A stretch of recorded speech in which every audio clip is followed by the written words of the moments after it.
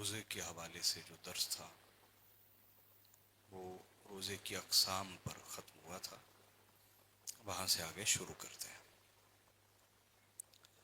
جی بات کرتے ہیں روزے کی دعا کے حوالے سے. روزے کی بولیے. یہ جو روزے کے حوالے سے دعا پڑھائی جاتی ہے سحری کے وقت، وَبِصَوْمِ غَدٍ نَوَيْتُ مِنْ شَهْرِ رمضان، یہ کسی بھی حدیث سے ثابت نہیں ہے. یہ سمجھ لیجئے. یہ جو دعا ہے جو عموماً سحری کے وقت پڑھی بھی جاتی ہے اور پڑھائی بھی جاتی ہے، اس کی کوئی اصل قرآن یا حدیث میں نہیں ہے. پھر دوسرا یہ ہے کہ آپ جس دن کا روزہ رکھ رہے ہیں اس دن کو تو الیوم کہتے ہیں، آج کا دن، اور اس میں آپ غد کہہ رہے ہوتے ہیں جو نیکسٹ ڈے کو کہا جاتا ہے. اور اسلامی حوالے سے دن کا آغاز پچھلی مغرب سے ہو چکا ہوتا ہے. پہلے رات آتی ہے اور پھر دن آتا ہے. تو لہٰذا یہ دعا یا نیت درست بھی نہیں ہے. درست بھی بولیے. لہٰذا نیت دل کے ارادے کا نام. نیت بولیے. دل کے ارادے کا نام ہے. لہٰذا دل سے ارادہ کیا جائے کہ میں اپنے رب کو راضی کرنے کے لیے آج کے روزے کی نیت کرتا یا کرتی ہوں. تو دل میں یہ ارادہ، یہ نیت لے آنا یہ کافی ہے.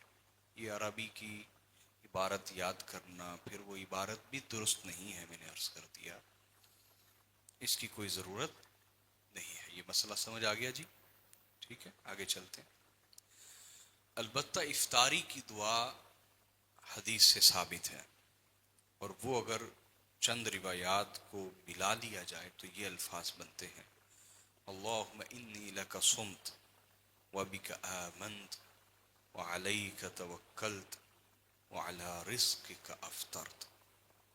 اور ملا کے پڑھا جائے تو اللہم انی لک صمت وبک آمنت وعلیک توکلت وعلی رزقک افطرت. یہ دعا میری کتاب میں مل جائے گی آپ کو انشاءاللہ. وہ چھپ کے آتی ہے تو آپ کے پاس موجود ہوگی، آپ آسانی سے اس کو یاد کر لیں گے. آج آ جانی تھی، کوئی فنی مسئلہ تھا اس وجہ سے انشاءاللہ آ جائے گی. تو یہ افطاری کی دعا ثابت ہے، سحری کی دعا رسول اللہ سے ثابت نہیں ہے. یہ بات آپ کو سمجھ آ گئی. اب بات کرتے ہیں کہ افطاری کی فضیلت کیا ہے. افطاری کی بولیے. حضرت زید بن ثابت رضی اللہ تعالی عنہ روایت کرتے ہیں کہ رسول اللہ صلی اللہ علیہ وآلہ وسلم نے ارشاد فرمایا: من فطر صائما كان له مثل اجره غير انه لا ينقص من اجر الصائم شيئا. رسول اللہ نے فرمایا جس نے کسی روزہ دار کو روزہ افطار کروایا، كان له مثل اجره، تو اسے بھی روزہ رکھنے والے کی مثل اجر عطا کیا جائے گا. غیر انہ لا ينقص من اجر الصائم شیئا، سوائے اس کے کہ جو روزے دار ہے اس کے اجر میں کوئی کمی نہیں کی جائے گی. تو اس کے اجر میں کوئی کمی نہیں ہوگی، لیکن جس نے روزے دار کو روزہ افطار کروایا اسے بھی اتنا ہی اجر ملے گا جتنا روزہ رکھنے والے کو اجر ملا ہے. لہٰذا اس کا اہتمام ہونا چاہیے. اور احادیث میں آتا ہے چاہے کسی نے پانی سے بھی افطار کروا دیا تب بھی یہی اجر ملے گا، چاہے کسی نے کھجور سے افطار کروا دیا تب بھی یہی اجر ملے گا. لیکن اپنی استطاعت کے مطابق اچھے سے اچھے انداز میں افطاری کرانے کی کوشش کرنی چاہیے. وہ الگ بات کہ ہمارے ہاں افطاری کے لیے 100 بندے بلائیں تو غالباً لگ بھگ 10-15 کا ہی روزہ ہوتا. یہ بھی ٹرینڈ چل پڑا ہے کہ بلایا تو افطاری کے لیے ہے لیکن وہ روزہ ہی نہیں ہوتا اکثریت کا. خیر اس پر اجر مل جائے گا کھانا کھلانے کا. کیا کھانا کھلانے کا تو اجر ملے گا، افطاری کا اجر نہیں ملے گا. آگے بات کرتے ہیں کہ روزے کے آداب کیا ہیں. روزے کے بولیے. تو روزے کا سب سے پہلا ادب یہ ہے کہ رزق حلال سے رکھا جائے. کیا روزہ ہمیشہ رزق حلال سے. جو رزق حرام سے رکھا تو وہ رزق بھی حرام اور رزق حرام سے روزہ رکھنا بھی حرام کی شریعت کا مذاق اڑایا. ہاں البتہ جو رزق حرام ہے اس کی ایک صورت میں اجازت ہوتی ہے، جب کوئی شخص اپنی جان کو خطرے میں پائے تو اپنی جان بچانے کے لیے چند لقمے لے سکتا ہے. چند لقمے بولیے. روزے کا دوسرا ادب یہ ہے کہ زبان، ہاتھ، آنکھ اور کان کا بھی روزہ رکھا جائے. ان اعضاء کا بھی بولیے. اور ان کا روزہ یہ ہے کہ چغلی نہ کی جائے، غیبت نہ کی جائے، تانا نہ دیا جائے، بہتان بازی نہ کی جائے، جھوٹ نہ بولا جائے، مار پیٹ نہ کی جائے، بے حیائی اور فحاشی کے کام نہ کیے جائیں، دیگر گناہوں سے خود کو بچایا جائے. تو یہ زبان، ہاتھ، آنکھ اور کان کا بھی روزہ ہوتا ہے. تو یہ زبان کا روزہ اس کی اصل تو قرآن میں بھی ہے. اس کی اصل بولیے. جیسے حضرت مریم علیہ السلام جب آپ حضرت عیسیٰ علیہ السلام کو لے کر اپنی بستی میں آئیں، یروشلم میں آئیں، تو انہوں نے کہا کہ اے ہارون کی بہن، یہ تم نے کیا کیا؟ تیری ماں کوئی بدکار عورت نہ تھی اور تیرا باپ کوئی برا آدمی نہ تھا، تو یہ بچہ کہاں سے لے آئی؟ انہوں نے فرمایا اشارتاً، زبان سے کوئی کلام نہ کیا، اشارتاً فرمایا انی نذرت للرحمن صوما، اشارے سے فرمایا کہ میں نے آج کے دن رحمان کے لیے چپ کا روزہ رکھ لیا. رحمان کے لیے چپ کا، لہذا جو بات کرنی ہے وہ اس بچے سے کرو، مجھ سے نہ کرو. مجھ سے. تو اس سے پتہ چلا کہ یہ چپ کا بھی روزہ ہوتا. چپ کا بھی بولیے. کئی صحابہ کرام، حضرت ابوبکر صدیق رضی اللہ تعالیٰ عنہ کے معمولات میں سے کہ اپنے منہ میں پتھر رکھ لیتے خاموشی کی پریکٹس کرنے کے لیے. خاموشی کی پریکٹس کرنے کے لیے منہ میں پتھر رکھ لیتے. تو یہ چپ کا بھی روزہ ہے. چپ کا بھی بولیے روزہ ہے. اور چپ اگر حکمت کے تحت ہو تو عین عبادت. نبی علیہ الصلوۃ والسلام نے یہ نہیں فرمایا من سکت نجا. سکوت بھی خاموشی کو کہتے ہیں عربی میں، اور صمت بھی خاموشی کو کہتے ہیں. لیکن حضور نے یہ نہیں فرمایا من سکت نجا، بلکہ فرمایا من صمت نجا. سکوت بھی خاموشی ہے عربی میں اور صمت بھی، لیکن دونوں میں فرق. سکوت کہتے ہیں ڈر کے چپ رہنا. کیا؟ ڈر کے چپ رہنے کو سکوت کہا جاتا. اور حکمت کے تحت چپ رہنا اس کو صمت کہتے ہیں. کیا کہتے ہیں؟ تو آقا علیہ الصلوۃ والسلام نے فرمایا من صمت نجا، جو حکمت کے تحت خاموش رہا وہ نجات پا گیا. کہ وہ جھگڑے کا حصہ نہیں بنے گا، لڑائی کا حصہ نہیں بنے گا، ظلم کا حصہ بولیے. تو فرمایا جو حکمت کے تحت خاموش رہا وہ نجات پا گیا. تو جسم کی تمام اعضاء کا روزہ ہوتا ہے. یہ ادب ہے. کیا ہے؟ ادب. سمجھ گئے؟ رسول اللہ صلی اللہ علیہ وآلہ وسلم نے ارشاد فرمایا من لم یدع قول الزور،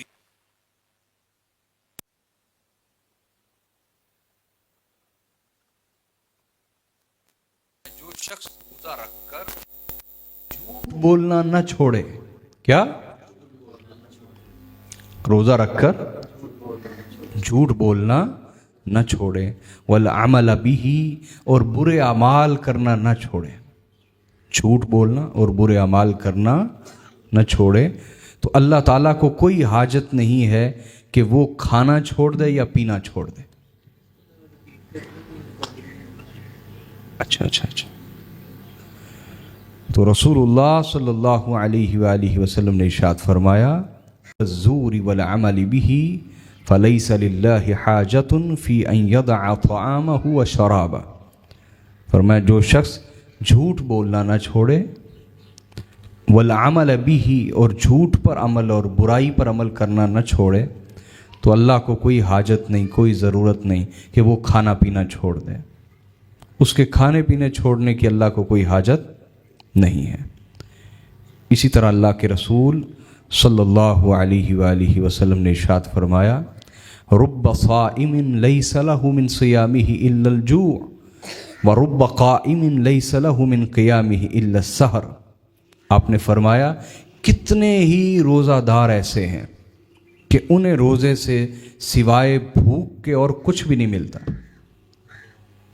کتنے ہی روزے دار ایسے ہیں کہ انہیں اپنے روزے سے سوائے بھوک کے اور کچھ بھی نہیں ملتا، اور کتنے ہی راتوں کو قیام کرنے والے، راتوں کو عبادت کے لیے قیام کرنے والے، کھڑے ہونے والے کہ پوری پوری رات عبادت کرتے ہیں مگر انہیں جاگنے کے سوا کچھ نہیں ملتا، جاگنے کے سوا کتنے روزے دار ہیں جنہیں بھوک کے سوا کچھ نہیں ملتا۔ ایک تو وجہ یہ جو اوپر آ گئی نا کہ گناہ نہیں چھوڑتے، دوسری وجہ یہ بھی کہ ریاکاری کرتے ہیں، دکھلاوا کرتے ہیں، لوگوں کو بتاتے ہیں، رات کو عبادت کرتے ہیں تو بہانے سے لوگوں کو بتاتے ہیں کہ میں رات بھر جاگتا رہا، طبیعت ٹھیک نہیں، وہ رات بھر اصل میں عبادت کرتا رہا، تو بہانے سے ریاکاری کرتے ہیں، دکھلاوا کرتے ہیں۔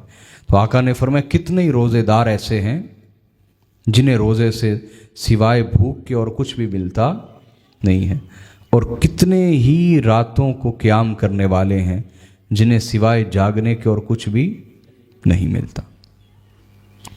تو یہ روزے کا ادب ہے، اس سے معلوم ہوا کہ اللہ کی نافرمانی نہ چھوڑی جائے تو روزے کی برکات حاصل نہیں ہوتی، برکات حاصل۔ روزے کا تیسرا ادب یہ ہے کہ اپنی نیت اللہ کے لیے خالص کی جائے، نیت اللہ کے لیے، دوران روزہ بھی ریاکاری اور دکھلاوے سے بچنے کی پوری کوشش کی جائے، یہ ادب۔ چوتھا یہ کہ روزہ رکھ کر گناہوں سے اجتناب کرنا تو ہر حوالے سے واجب ہے ہی، گناہوں سے بچنا تو لازم، سارا دن سو کے بھی نہ گزارا جائے، یہ بھی ایک ٹرینڈ ہے کہ روزہ رکھ لیا اور سو گئے اور افطاری کے وقت اٹھے، جی تو یہ بھی مزاج نہیں ہونا چاہیے۔ یا فضول کاموں میں لوڈو کھیلتے رہے سارا دن، تاش کھیلتے رہے، لوڈو کھیلتے رہے، تو اپنے وقت کو ضائع نہ کیا جائے بلکہ رمضان کی قدر کی جائے، اور روزے کا جو وقت ہے وہ ذکر میں، تلاوت میں، دیگر نیک اعمال میں صرف کیا جائے، کوئی اچھی گفتگو سن لی جائے، درس سن لیا جائے، بیان سن لیا جائے، لیکچر سن لیا جائے، کسی نیک محفل میں چلے جائیں، مختلف جگہ تفسیر قرآن، درس حدیث کے اہتمامات ہوتے ہیں، ان محافل میں شرکت کی جائے، وقت کو ضائع نہ کیا جائے، یہ روزے کا ادب۔ پانچواں ادب یہ کہ جو لوگ روزہ نہیں رکھ سکتے ان پر بھی لازم ہے کہ احترام روزہ کے سبب ہر ایک کے سامنے نہ کھائیں، سب کے سامنے، بلکہ چھپ کر کھایا جائے۔ مثلا کوئی مریض ہے روزہ نہیں رکھ سکتا تو وہ چھپ کے کھائے، سب کے سامنے نہ کھائے، بے احترامی نہ کریں۔ چھٹا ادب یہ کہ بچوں کو بھی آداب روزہ سکھانے چاہیے۔ کیا؟ بچوں کو بھی آداب روزہ سید احمد سکھانے چاہیے کہ کسی روزے دار کے سامنے کھانا نہیں، اس طرح کا ادب سکھایا جائے، اور ہو سکے تو بچوں کو بھی سحری میں کبھی کبھار اٹھایا جائے تاکہ ان میں شوق پیدا ہو۔ کیا پیدا ہو؟ اب یہ میں نے 6 روزے کے آداب بیان کیے ہیں۔ کیا؟ روزے کے۔ اب بات کرتے ہیں روزے کے ثمرات پہ، فوائد پہ، بینیفٹس پہ، کہ روزے کے ثمرات کیا ہیں، روزے کے بولیے ثمرات، فائدے کیا ہیں، فوائد کیا ہیں۔ روزہ بہت سے روحانی ثمرات بھی رکھتا ہے، یعنی دینی روحانی ثمرات بھی بولیے، اور بہت سے بدنی ثمرات اور بدنی فوائد بھی رکھتا ہے۔ یہی وجہ ہے کہ اللہ تعالیٰ نے فرمایا وَأَن تَصُومُوا خَيْرٌ لَكُمْ إِن كُنتُمْ تَعْلَمُونَ، فرمایا اگر تم روزہ رکھو تو یہ تمہارے لیے بہت بہتر ہے، इन कुंतुम तालमून, अगर तुम जानते होते, काश तुम जानते होते कि रोज़ा रखना तुम्हारे लिए बेहतर है, लिहाजा अगर इस्तिताअत रखते हो तो रोज़ा मत छोड़ो, उसको तर्क न करो। इसी तरह अल्लाह के रसूल सल्लल्लाहु अलैहि वसल्लम ने इरशाद फरमाया, सूमू तसिहू, फरमाया रोज़ा रखो तुम सेहतमंद हो जाओगे। क्या फरमाया रसूलुल्लाह ने? रोज़ा रखो तुम सेहतमंद हो जाओगे। यानी रोज़ा तुम्हारी सेहत को बिगाड़ेगा नहीं, बल्कि सेहत को संवार देगा, सेहत बेहतर कर देगा। सेहत बोलिए, वो जो फरमाए। सैयद अहमद सवाल कर रहे हैं कि अगर रोज़ा सेहत नहीं बिगाड़ता तो फिर हज़रत अब्दुल्ला बिन अमर वो क्यों कहते थे कि मैं वक्त से पहले बूढ़ा हो गया? ये बात समझ लीजिए मेरा बेटा कि ये रमज़ान के रोज़ों की बात हो रही। साल में एक महीने के लिए जब आप रोज़ा रखते हैं तो ये आपकी सेहत की तनकीह करता है, उसको बेहतर कर देता है। उसको बोलिए, बेहतर कर देता है। आपकी जो बॉडी है वो एक खुदकार तरीके से अंदर के जरासीम मारना शुरू हो जाती है। ऑटोमेटिकली जिस्म के जो जरासीम है, बीमारी हैं, उनको मारने लग जाती है। ठीक है, तो ये अगर मुस्तकिल रखा जाए तो ये शरीयत ने तकाजा भी नहीं किया कि पूरा साल रोज़े रखे जाएं, और ना ही हुजूर अलैहिस्सलाम का ये तरीका है। हज़रत आयशा सिद्दीक़ा आप तशरीफ़ फरमा हैं घर में, तो मस्जिद में 3 जवान आपस में गुफ्तगू कर रहे हैं और कह रहे हैं कि रसूलुल्लाह तो अल्लाह के नबी हैं, अल्लाह के रसूल हैं, उन्हें तो ज़्यादा मुशक्क़त वाली इबादत करने की ज़रूरत नहीं है, लेकिन हम गुनाहगार हैं, हमें ख़ुद को मुशक्क़त में डालना चाहिए, बहुत ज़्यादा इबादत करनी चाहिए। तो एक जवान ने कहा कि मैं कसम खाता हूँ कि आज के बाद पूरी उम्र रोज़े से रहूँगा, पूरी उम्र। और दूसरे ने कहा कि मैं वादा करता हूँ मैं उम्र भर रात को सोऊंगा नहीं, पूरी रात इबादत में बसर किया करूँगा। तीसरे ने कहा कि मैं वादा करता हूँ मैं निकाह नहीं करूँगा, शादी नहीं करूँगा, कि बीवी बच्चों की जिम्मेदारियाँ इंसान को दुनिया की तरफ ले जाती हैं और दुनिया में गाफिल कर देती हैं, लिहाजा मैं निकाह नहीं करूँगा। आका अलैहिस्सलाम जब तशरीफ़ लाए तो हज़रत आयशा सिद्दीक़ा ने अर्ज़ की, या रसूलल्लाह, इस तरह 3 जवान थे तो वो मस्जिद में ये बातें कर रहे थे, साथ एक ही दीवार थी ना, तो घर आवाज़ आती थी। आका अलैहिस्सलाम ने अगली नमाज पे फरमाया कि वो 3 जवान कौन थे जो इस तरह की बात कर रहे? तीनों हाजिर हो गए। तो आपने फरमाया, याद रखो तुम सबसे ज़्यादा अल्लाह से डरने वाला मैं हूँ और अल्लाह की इबादत करने वाला मैं हूँ, और अल्लाह का इल्म और अल्लाह की मारिफत रखने वाला भी मैं हूँ। उसके बावजूद मैं रोज़ा रखता भी हूँ, छोड़ता भी हूँ, रात को सोता भी हूँ, रात को इबादत भी करता हूँ, और मैंने निकाह भी किया। उसके बावजूद तुम सबसे ज़्यादा अल्लाह की इबादत करने वाला और अल्लाह का तकवा रखने वाला और अल्लाह की फर्माबरदारी करने वाला मैं हूँ।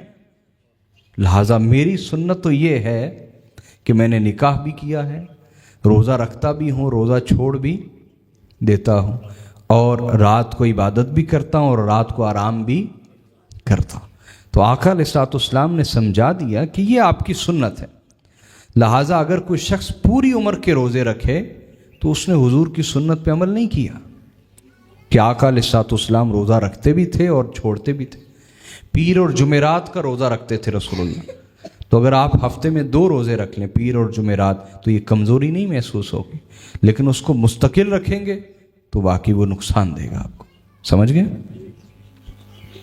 आगे चलते हैं। अब बात करते हैं कि रोज़े के रूहानी और मुआशरती समरात क्या हैं, फ़वाइद क्या हैं, बेनिफिट्स क्या हैं। तो सबसे पहले हम रूहानी और मुआशरती यानी मुआशरे पे रोज़े के क्या समरात हैं, क्या उसके असरात हैं और उससे क्या फ़ायदा हासिल होता है। रोज़े का सबसे बड़ा रूहानी फ़ायदा ये है कि ये अल्लाह की कुर्बत अता करता है। अल्लाह ताला की बोलिए कुर्बत अता करता है।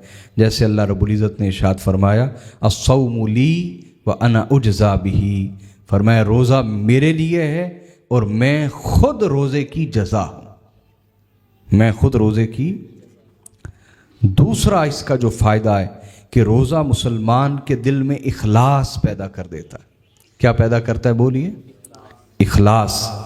یعنی روزہ رکھنے والا اگر چاہے تو چھپ کے کھا لے، مگر کیا چیز ہے جو اس کو چھپ کے بھی کھانے نہیں دیتی؟ وہ اللہ کے ہونے کا احساس ہے، خدا کی موجودگی کا احساس ہے، اور اسی کو اخلاص کہا جاتا ہے۔ لہٰذا وہ سارا دن فقط اللہ کو راضی کرنے کے لیے بھوک پیاس برداشت کرتا ہے۔ یہ عمل اس میں اخلاص پیدا کر دیتا ہے۔ تیسرا فائدہ روزے کا روحانی، دینی اور معاشرتی، یہ قلب مومن میں خوف الہی اور ذات الہی کی حضوری کا تصور قائم کرتا ہے کہ خدا حاضر ہے، موجود ہے۔ اگر میں روزہ توڑتا ہوں تو میری پکڑ کرنے کی وہ پوری طاقت رکھتا ہے، قدرت رکھتا ہے۔ یہ احساس پیدا کرتا ہے، انسان میں عاجزی پیدا کرتا ہے، انسان کو ولایت کا سفر طے کرواتا ہے۔ کیونکہ حضور علیہ الصلوۃ والسلام سے حضرت جبرائیل علیہ السلام نے پوچھا، یا رسول اللہ احسان کیا ہے، ولایت کیا ہے؟ کیا پوچھا بولیے؟ مرتبہ ولایت کیا ہے؟ تو آپ نے فرمایا ان تعبد اللہ کأنک تراہ فإن لم تکن تراہ فإنہ یراک۔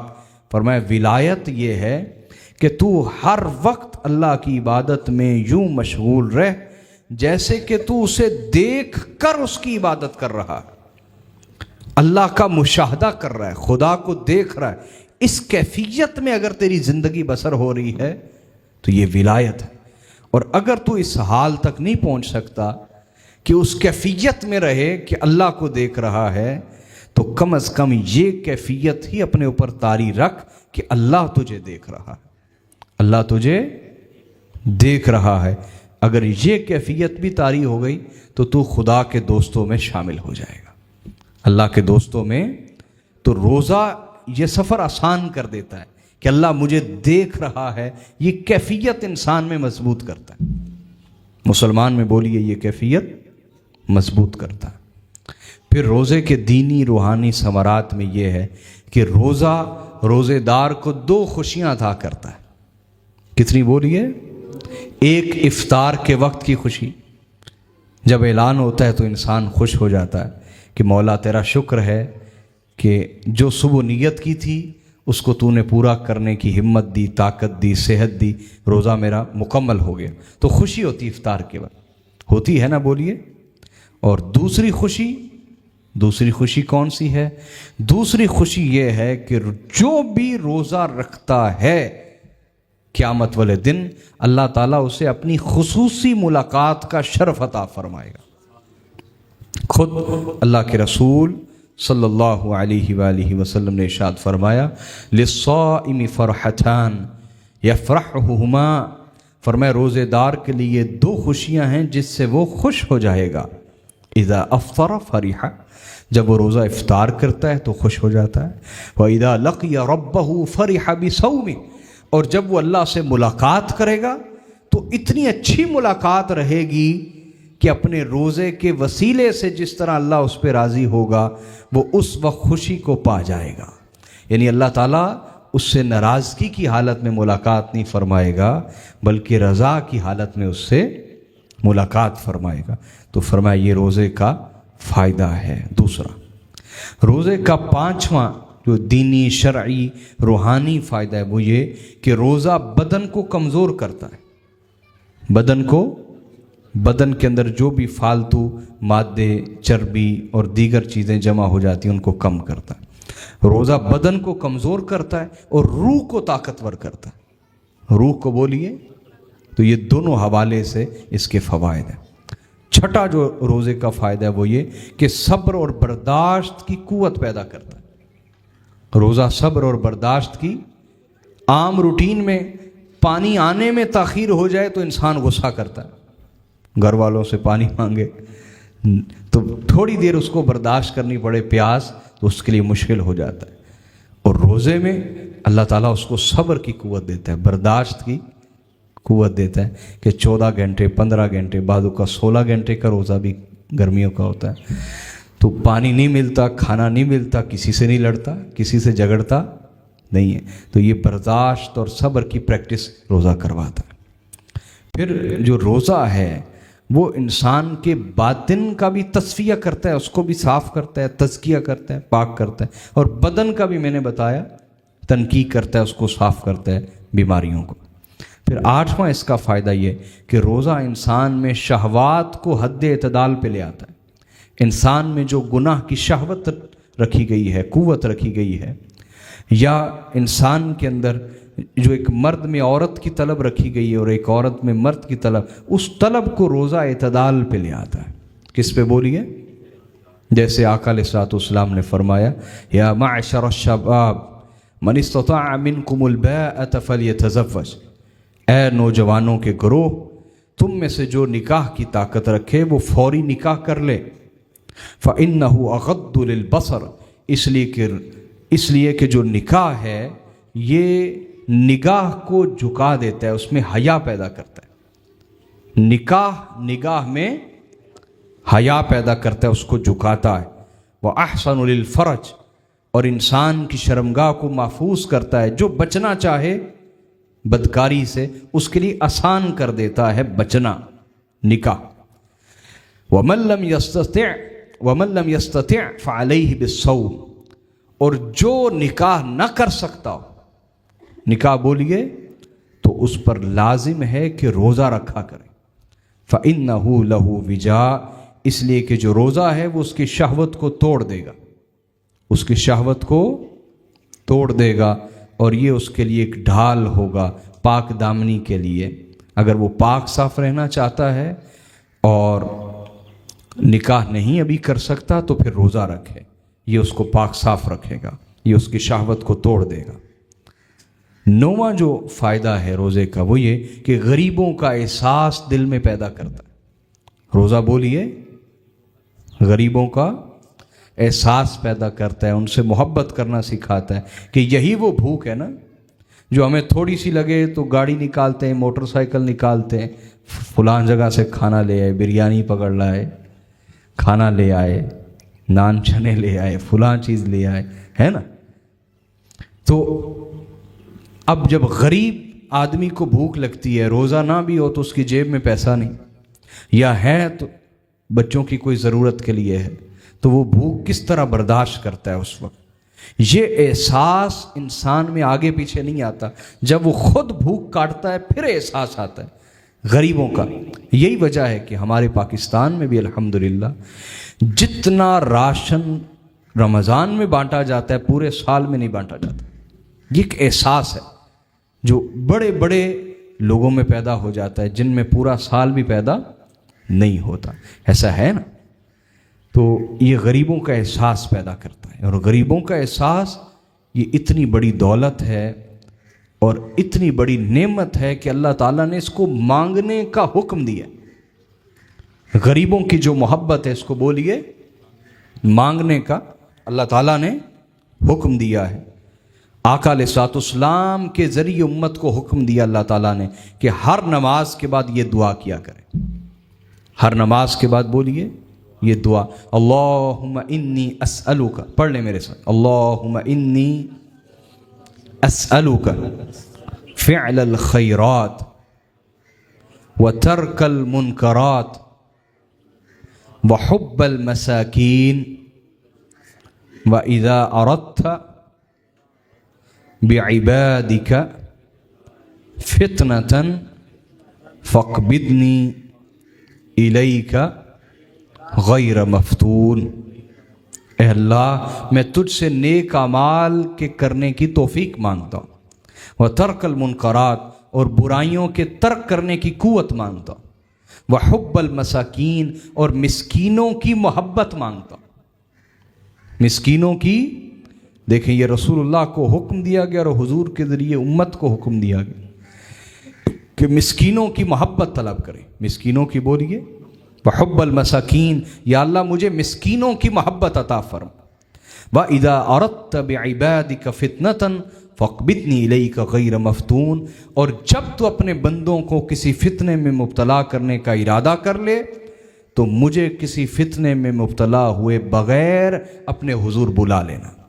مجھے بغیر فتنے میں پڑے ایمان والی، عافیت والی، خیر والی موت عطا فرما دینا۔ فتنوں میں پڑھ کے مرنے کی بجائے فتنوں میں پڑے بغیر عافیت والی، خیر والی مجھے موت عطا فرما دینا۔ یہ کتنی خوبصورت اور جامع دعا ہے، یہ سب نے یاد کرنی ہے، ٹھیک ہے؟ یہ کتاب آ جائے گی آپ کے پاس، اس میں ہے، یہ یاد کیجیے گا۔ اور آقا علیہ الصلوۃ والسلام خود بھی دعا کرتے ہیں، اللہ مجھے ہمیشہ مسکین رکھنا، مجھے اللہم احینی مسکینا وامتنی مسکینا، اے اللہ مجھے زندگی بھی مسکینی پہ عطا فرما، موت بھی مسکینی پہ عطا فرما، اور قیامت والے دن بھی مجھے مساکین کے ساتھ اٹھانا۔ یہ رسول اللہ دعا کیا کرتے، سبحان اللہ۔ یعنی حضور نے شرف عطا فرمایا مسکینوں کو کہ قیامت والے دن وہ میرے ساتھ اٹھیں گے۔ جنہوں نے دنیا میں غربت کاٹی ہے، تکلیف دیکھی ہے، وہ قیامت والے دن فرمایا میرے ساتھ ہوں گے، سبحان اللہ۔ تو یہ جو روزہ ہے یہ مسکینوں کی محبت دیتا ہے انسان کو۔ 10واں فائدہ یہ کہ یہ بھوکوں اور پیاسوں سے ہمدردی سکھاتا ہے، بھوکوں اور پیاسوں سے۔ اور 11واں فائدہ یہ انسان میں سخاوت کی صفت پیدا کرتا ہے روزہ، اور جس کی مثال ابھی میں نے دی کہ جتنی سخاوت رمضان میں ہوتی ہے اس کے علاوہ 11 ماہ میں اتنی سخاوت نہیں ہوتی۔ یہ سخاوت کا مادہ پیدا کر دیتا ہے، اور سخاوت ہی وہ چیز ہے جس کے بارے رسول اللہ صلی اللہ علیہ وآلہ وسلم نے ارشاد فرمایا السخی قریب من اللہ، فرمایا سخی اللہ کے قریب ہے۔ سخی بولیے اللہ کے قریب ہے، قریب من الناس لوگوں کے بھی قریب ہوتا ہے، لوگوں کے بھی قریب من الجنہ جنت کے بھی قریب ہے، جنت کے بھی بعید من النار اور دوزخ سے دور ہے، دوزخ سے۔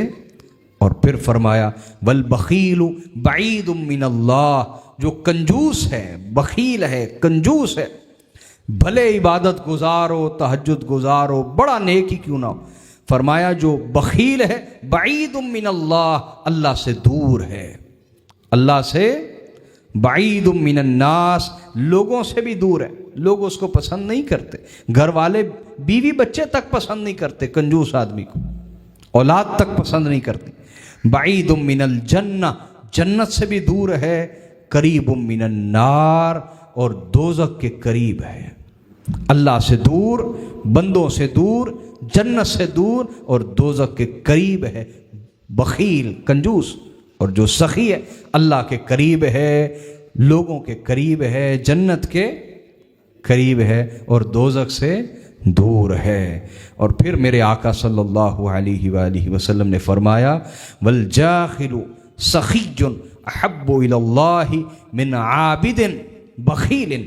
آقا علیہ الصلوۃ والسلام نے فرمایا کہ جو شخص عبادت گزار ہے لیکن ہے کنجوس، عبادت گزار، تسبیح بڑی کرتا ہے، راتوں کو نمازیں پڑھتا ہے، بڑے نفل پڑھتا ہے کنجوس، رشتہ داروں کو ایک دھیلا اور ایک پیسہ دینے کو تیار نہیں ہے، غریبوں مسکینوں کے لیے اس کا دل نرم نہیں پڑتا، اپنے خاندان کے غریبوں کے لیے اس کا دل نرم نہیں پڑتا، بڑا عبادت گزار لیکن ہے کنجوس، تو فرمایا اس عبادت گزار کنجوس سے اللہ کو وہ سخی زیادہ محبوب ہے جو چاہے جاہل ہی کیوں نہ ہو، جاہل ہی، جاہل سخی اللہ کے نزدیک عبادت گزار کنجوس سے زیادہ محبوب ہے۔ اندازہ فرمائیے کہ اس سے بڑی کیا بات ہو سکتی ہے۔ تو روزہ انسان میں سخاوت کا مادہ پیدا کرتا ہے، روزہ کھانا کھلانے کا انسان میں شوق، جذبہ اور قوت پیدا کر دیتا ہے۔ اور کھانا کھلانا یہ اتنا بڑا عمل ہے کہ رسول اللہ صلی اللہ علیہ وآلہ وسلم نے ارشاد فرمایا افضل الصدقۃ ان تشبع کبدا جائعا۔ آقا علیہ الصلوۃ والسلام نے فرمایا سب سے افضل صدقہ یہ ہے کہ تو کسی بھوکے پیٹ کو بھر دے، اور ایک روایت میں الفاظ یہ ان تشبع کبد الجائع، آقا نے فرمایا سب سے افضل صدقہ یہ کہ تو کسی بھوکے کا پیٹ بھر دے، فرمایا یہ سب سے افضل صدقہ، سب سے افضل۔ صوفیاء کا مقام اس لیے بلند کہ وہ یہ سب سے افضل صدقہ چن لیتے ہیں اپنے لیے، اور اس کو شعار بناتے ہیں، اپنی عادت بناتے ہیں. یعنی کھانا کھانے سے تو ہر ایک کو خوشی ہوتی ہے، لیکن درویش وہ ہے جس کو کھانا کھلا کے خوشی ہو. ولی وہ ہے، اللہ کا دوست وہ ہے جسے کھانا کھلا کر خوشی ہو. وہ اللہ کے دوستوں میں سے اللہ کے. اسی طرح حضرت عبداللہ بن عمر روایت کرتے ہیں کہ پوچھا گیا یا رسول اللہ ای الاسلام افضل، یا رسول اللہ سب سے افضل اسلام کیا ہے؟ سب سے یعنی کون سا مسلمان سب سے افضل ہے؟ کون سا مسلمان؟ تو آپ نے فرمایا ان تطعم الطعام وتقرأ السلام علی من عرفت ومن لم تعرف. فرمایا سب سے افضل اسلام یہ ہے کہ تو لوگوں کو کھانا کھلائے، مخلوق خدا کو، قطع نظر اس کے کہ اس کا مذہب کیا ہے، اس کا مسلک کیا ہے، اس کا عقیدہ کیا ہے، تو کھانا کھلائے. تجھے خوشی ہو کھانا کھلا کے، کھانا کھلا کے خوشی ہو. تو فرمایا کھانا کھلانا اور ہر ایک کو سلام کرنا، چاہے تو اسے پہچانتا ہے چاہے تو اسے نہیں پہچانتا، جو تیرے پاس سے گزرے اسے سلام کرنا. مسجد میں جانا سلام کرنا، اجتماع میں جانا سلام کرنا. تو سلام کرنا چاہے تو پہچانتا ہے چاہے نہیں پہچانتا، یہ سب سے افضل اسلام ہے. اور سلام سے بھی پہلے فرمایا کھانا کھلانا. کیا؟ کھانا کھلانا. ہاں نماز پڑھی جا رہی ہے، درس ہو رہا ہے، اس وقت سلام نہیں کرنا چاہیے، خاموشی سے بیٹھ جانا چاہیے. جب مکمل ہو جائے پھر سلام لینا چاہیے. سمجھ گئے بات؟ پھر 13واں جو اس کا فائدہ ہے روزے کا وہ یہ کہ جب اجتماعی افطاری ہوتی ہے تو بہت سے بھوکے ایسا اچھا کھانا کھا لیتے ہیں جو شاید انہوں نے سال بھر بھی نہیں کھایا ہوتا. اچھا کھانا، اس میں گوشت، اس میں دیگر اچھی چیزیں جو افطاری پہ پیش کی جاتی ہیں. تو بعض اوقات وہ کھانا جو انہوں نے سال میں بھی نہیں کھایا ہوتا وہ رمضان میں کھا لیتے ہیں. تو یہ بہت بڑا عمل ہے. یہ روزے کے ہم نے روحانی اور معاشرتی ثمرات بیان کیے. کل انشاءاللہ طبی ثمرات، میڈیکلی فوائد انشاءاللہ بیان کریں گے. السلام علیکم ورحمۃ اللہ.